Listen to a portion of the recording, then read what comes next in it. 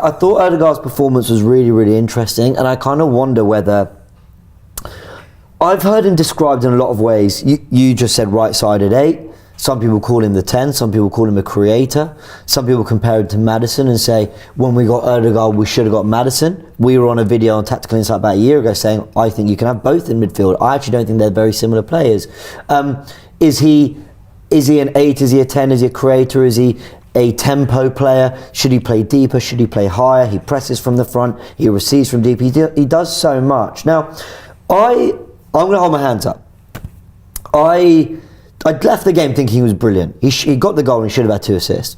I then said on my fan cam, and anyone who saw my fan cam will know what I'm talking about here.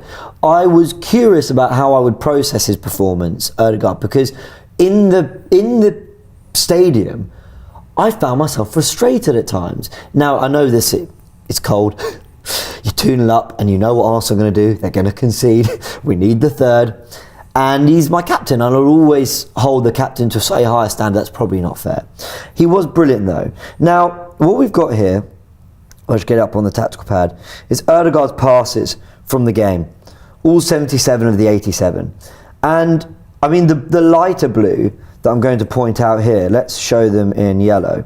The lighter blue are all the chances created. These are all passes he made that led to shots for his teammates, and we saw that he created 6 chances in the game as well. He also, though, actually in that final third, when he was sort of coming around goal, he actually did misplace a few. I'm highlighting a lot of them there. There were a few misplaced ones, and I think as I was kind of watching it, and there were a few moments where I felt he tried a ball that didn't quite work, and Tomiyasu overlapped him, maybe should have passed it.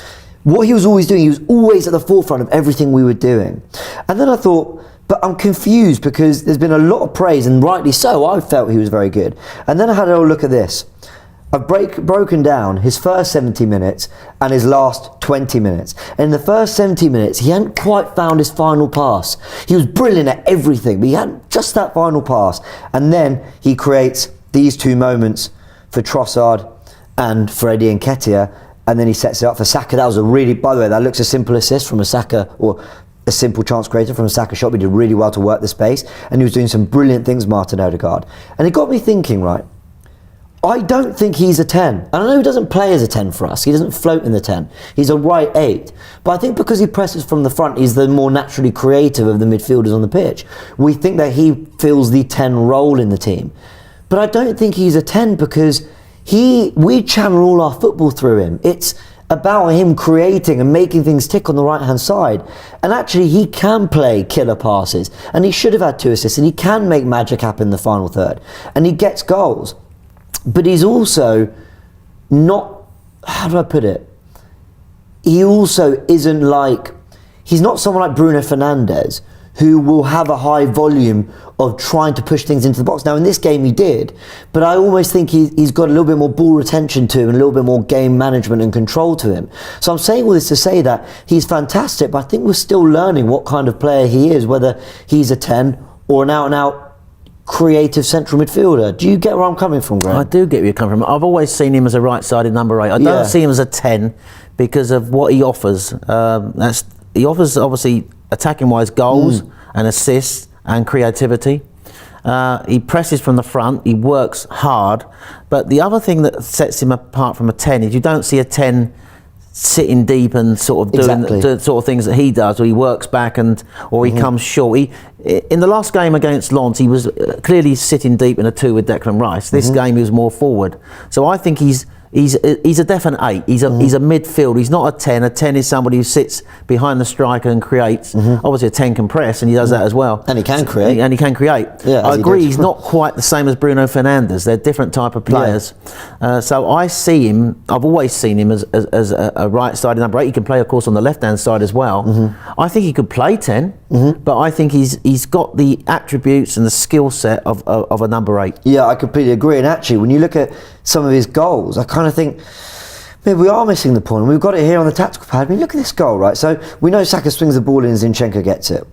And what he does here, I mean, Zinni's brilliant, but actually, let's highlight Odegaard first. In yellow again. He's there, but he barely moves. He goes to about there, but this is just textbook Odegaard. It's vintage. He's been doing this almost since he arrived at the club, hanging towards the edge of the area, scored against Man United doing this kind of thing, waiting for the cutback. And against Chelsea. I think it's a team movement. I think it's a team goal. We said it's a team goal, James, before you carry on breaking that down. And I think I've noticed this is almost like, this is off the training ground for me. The way they switch it from right to left, create the space, 1-2, and then they move players around to create the space for him to come on and have that shot. I've seen that now quite a few times. I think it's a team movement. I think they work on it on a training ground. And he knows where to be. So when the ball comes to Zinchenko here, and he put a lovely 1-2, by the way, from Jesus and Zinchenko, but he just knows. I think Zinny just knows. He must look up. But I think he just thinks, instinctive. He knows what's going to happen. Yeah. And so as that movement is taking shape, you said he doesn't move much. He knows what's coming. Yeah, I think he does. What they do, Arsenal, they work it really well so that the defence pushes back and that creates the space for him for the cutback. Yeah, I mean, then we've still got the goal against Lens, which we sort of loosely broke down the other day. We'll just play it through here. But, when Saka's running and Tomiyasu makes this brilliant sort of overlapping run, this is Odegaard box crashing. This is box-to-box midfield stuff. This is, getting into that area and then just finding the corner. The way he attacks balls on the edge of the box, where he receives. In fact, let's get his passes back up on screen. Let's do it. Look at where he's playing so many of his passes. I mean, yes, it's, we've got a big cluster in this area here. He's not doing as much. Let's show it in orange. He's not doing as much in this area as he is in that, because he just is an 8. He's an 8. He's a number 8. He's a right-sided 8. Yeah. So that's he could do it on the left. He could do it on the left, and I think today all our chances, and he created 6 of them, came from that area. Yeah. So you can see that is demonstrated in that map that you're showing there of his passing actions. He's, clearly. That's where he's effective and where he influenced the game today. All our best movements came in that part of the pitch. And you're probably all wondering why I'm going on this spiel rather than just sort of sitting here and waxing lyrical over him. He was fantastic. He got a few things wrong in the final third, but the reason I mentioned the few things wrong he got in the final third, because that's 1, 2, 3, 4, 5, 6. I'm counting a few passes, but the reason it's fine, because when you redefine him in your mind as an 8 who is creative and can make things happen, but he's not your prime source for all creativity, because Saka can create, White can create, Trossard is in the left space to create, Jesus drops in to create, and you start to see him that way. You go, wow, this is a number 8 who does all the hard work, gets us ticking, plays all the football, but can have that impact in the final third, and you suddenly go, that is an incredibly complete midfielder. And that is where, to anyone who watched my fan cam, I thought I was being harsh. Like I said, give me a minute to process the performance and see how I'm taking it. And actually, my takeaway is that actually it's how you look at him and what you're expecting him to do. And what he did, I think, in so many aspects of the game was fantastic, Martin Odegaard. He was back to his best today. He set such high standards last season. 1 or 2 bits of his decision making this season have been probably not as good as last season. But he's also, one final point to make on him, is that he's a risk v reward type of midfielder. He's not a safe.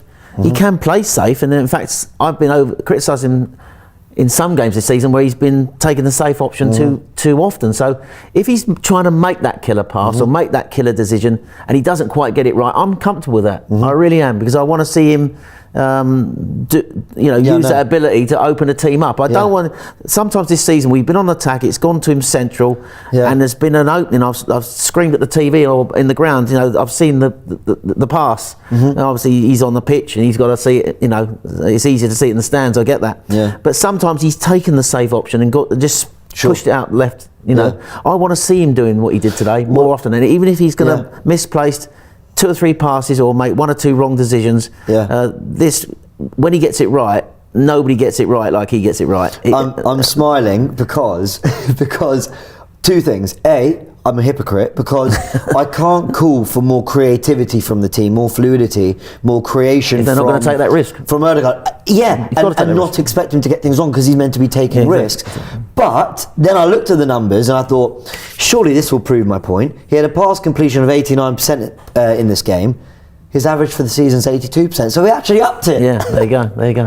So there you go. Sometimes numbers can really confuse you. And I just want to say a really big thank you for watching this video. If you did enjoy it, actually hit the links right here to watch more content like this, including my Football First podcast, which drops every Monday to Friday at 6 a.m. And I know it's annoying, I am really sorry to have to ask, but if you want to show support to the channel, hitting the like and subscribe buttons help promote the content much more than you could possibly know. Thanks again.